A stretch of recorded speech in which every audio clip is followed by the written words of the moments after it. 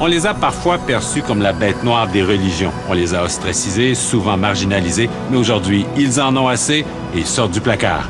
Aujourd'hui, à notre émission, un athée de bonne foi, André Comte-Sponville, mais d'abord, l'éveil des athées. Ici, Alain Crevier, vous regardez Second Regard.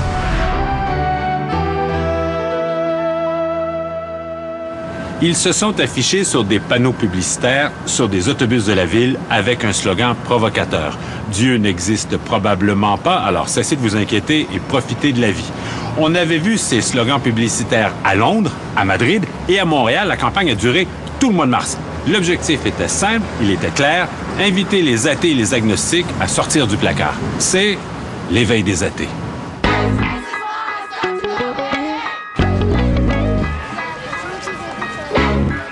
Depuis une quinzaine d'années, les groupes religieux sont plus visibles. Ils exposent leurs croyances. Ils protestent. Ils se font voir et entendre. Et nous prions que la ville de Montréal shall know, reconnaîtra that Jesus Christ is Lord, que Jésus-Christ est Seigneur. Alléluia! Alléluia! Aujourd'hui, dans le tohu-bohu d'un espace public sursaturé de publicité, ce sont les athées qui s'affichent. Sur les autobus. Leur slogan, « Dieu n'existe probablement pas. Alors cessez de vous inquiéter et profitez de la vie. » Une façon de dire, « N'ayez pas peur. »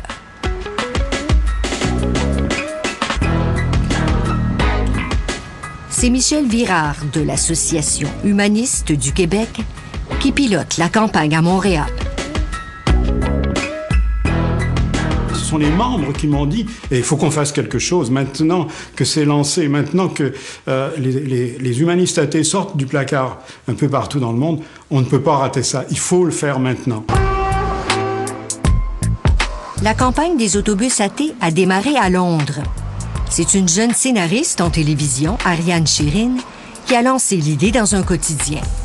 Elle réagissait à la campagne d'un groupe évangélique qui promettait l'enfer aux incroyants. La campagne s'est d'abord propagée à Barcelone et à Washington, puis ailleurs en Europe et au Canada. This has to deal with an issue of belief. À Ottawa, on a d'abord dit non à la campagne, par crainte d'offenser les groupes religieux. Finalement, les militants athées ont obtenu gain de cause. À Halifax, des manifestants ont tenu un siège devant l'hôtel de ville. La société de transport ne tolère aucune publicité à connotation religieuse. Pendant ce temps, l'Église unie du Canada a acheté cette publicité dans plusieurs quotidiens où elle ajoute l'option « Dieu existe probablement, alors cessez de vous inquiéter et profitez de la vie ». Celui ou celle qui a inventé ce message-là ne connaissait pas beaucoup de croyants et de croyantes autour de lui, car la plupart des religions, même toutes les religions, donnent un sens à la vie qui est un sens positif, qui est un sens de profiter de cette vie, mais les uns avec les autres. On ne cache pas notre intention d'aller recruter, mais on ne pense pas aller recruter des gens qui sont des croyants. Ça, j'ai aucune illusion là-dessus. Le public ciblé, ce sont les 400 000 Québécois qui se sont déclarés sans religion lors du recensement de 2001. On parle ici de 6 % des répondants. Au Canada, c'est 16 %. On ne sait pas s'ils sont croyants, agnostiques ou athées, mais qu'importe, on veut les attirer. On propose des valeurs. Les valeurs que nous avons, outre la cosmologie qui est celle de la science, nous proposons aussi les valeurs de l'humanisme qui sont, en première partie, en fait, l'empathie. Les droits humains sont ce qui ont peut-être modifié le plus, on pourrait dire, le comportement des sociétés depuis 2 siècles. Et ça continue de l'être. Or, ce sont des principes humanistes qui sont à la base, ça. Je veux dire, allez pas me raconter que c'est l'Église catholique qui a été le moteur derrière ça. Ce n'est pas vrai. Pour les militants athées, le bonheur n'est pas nécessairement dans la religion. Et la religion n'a pas le monopole de la morale. C'est en réaction à l'irruption du discours religieux dans l'espace public que la campagne des autobus athées a pris son élan. Cette campagne n'aurait pas fait autant de bruit sans l'appui d'un mentor pour la relayer. Ce mentor, c'est Richard Dawkins, le chef de file de ce que plusieurs appellent le nouvel athéisme. Richard Dawkins est professeur à l'Université d'Oxford. C'est un biologiste mondialement connu qui défend avec passion la théorie de l'évolution des espèces de Charles Darwin. Une théorie mise à mal par la propagation du créationnisme. It is the explanation for all our existence.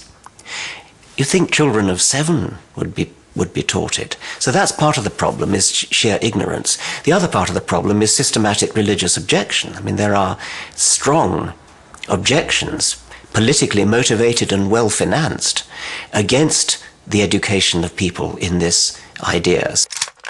In this program, I want to examine that dangerous thing that's common to Jews. Richard Dawkins a réalisé un documentaire pour Channel 4 en Grande-Bretagne. Il revendique le droit de critiquer les religions comme n'importe quoi d'autre. Et sa critique est virulente. There are would-be murderers all around the world who want to kill you and me and themselves because they're motivated by what they think is the highest ideal. We want the non-Muslims off the lands of Muhammad. We want the kuffar out of it. America, too, has its own fundamentalists. The issue for the next generation is going to be the Islamification of Europe. The time has come for people of reason to say enough is enough. Religious faith discourages independent thought, it's divisive, and it's dangerous. De ce documentaire est né en 2006 un essai, Pour en finir avec Dieu, un gros succès de librairie. Tout comme Dieu n'est pas grand de Christopher Hitchens et La fin de la foi de Sam Harris. Les 3 essais se sont vendus à plus de 10 millions d'exemplaires. You start disputing my God and you got a problem. En 2008, un documentaire à l'humour décapant va aussi connaître un immense succès populaire, Religulous, ou Relidicule en français.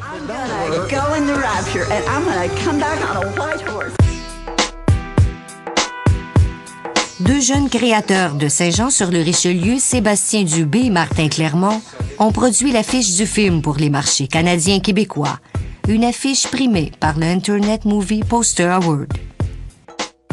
À un moment donné, j'ai eu le flash que le proverbe des 3 singes, les 3 wise monkeys, qui disent je veux pas voir le mal, je veux pas dire le mal ou l'entendre, était vraiment un élément intéressant pour amener ces caractères-là religieux en place.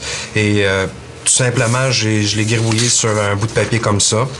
Et tout simplement, après ça, on a présenté ça comme ça. Ce qu'on s'est dit après ça, les singes, ça peut juste être drôle, ça peut être quelque chose ridicule. C'est ridicule. On peut prendre ça un peu plus à la légère. On n'est pas obligé de, justement, se mettre des barrières intenses, là, étant donné qu'on parle de religion. Je trouve que c'est un film qui est important à voir, d'après moi, un documentaire qui est important. Étant donné que beaucoup de guerres dans le monde sont souvent des guerres religieuses, donc je trouve que c'est la première fois que je vois un documentaire qui est capable de gérer toute situation par l'humour. I'm in the Vatican. That's the Mormon temple behind me. I think that means some... No. Oh. No. No. I'm wrong about everything. La sortie presque simultanée d'autant d'œuvres aussi dures envers la religion s'accorde-t-elle avec l'idée d'un humanisme ouvert au dialogue? Je pense qu'il y a eu une nécessaire confrontation. Le sommet de la vague, on l'a peut-être eu l'année dernière ou il y a 2 ans. Donc il y avait cet électrochoc qui était nécessaire. Et vous n'êtes pas les seuls sur la planète religieuse. Les athées existent. Les athées, en fait, ou même aux États-Unis, le nombre d'athées ne cesse d'augmenter. Qu'on en parle en bien ou en mal, Michel Virard, lui, est fier de la première sortie publique de son association. Mais quelqu'un pourrait vous dire, vous faites exactement la même chose que des groupes religieux? Le même genre de marketing, on recrute des fidèles, des sous. Si c'est efficace, il va falloir en passer par là. Notre cotisation annuelle est de $10 par an. Je pense que c'est très, très éloigné de ce que demande l'Église de Scientologie, par exemple.